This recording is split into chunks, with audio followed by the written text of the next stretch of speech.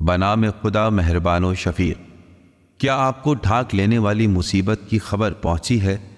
اس دن بہت سے چہرے ذلیل و خوار ہوں گے، سخت مشقت میں مبتلا، تھکے ماندے، دہکتی ہوئی آگ میں جھلس رہے ہوں گے، کھولتے ہوئے پانی کے چشمے سے سیراب کیے جائیں گے۔ خاردار، خشک، زہریلی جھاڑی کے سوا اور کوئی غذا نہ ہوگی، جو نہ موٹا کرے گی نہ ہی بھوک مٹائے گی۔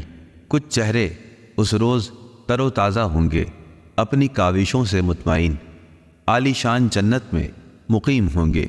وہاں پر کوئی لغو بات نہ سنیں گے، اس میں چشمے رواں ہوں گے، وہاں اونچی اونچی مسندیں سجی ہوں گی اور ساغر رکھے ہوئے ہوں گے، اور گاؤ تکیے قطار سے لگے ہوں گے، اور نرم و نفیس فرش بچھے ہوں گے۔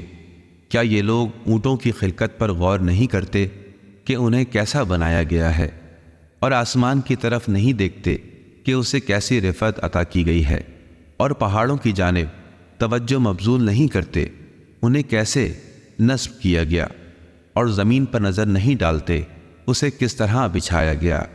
اے نبی، آپ نصیحت کرتے رہیے، آپ کا کام ہی نصیحت کرنا ہے، آپ ان پر جابر و قاہر بن کر نہیں آئے ہیں۔ البتہ جس نے روگردانی کی اور کفر کیا تو اللہ اسے عذاب اکبر سے دوچار کرے گا۔ ان لوگوں کو ہماری ہی طرف لوٹ کر آنا ہے، پھر ان کا حساب کتاب ہمارے ہی ذمہ ہے۔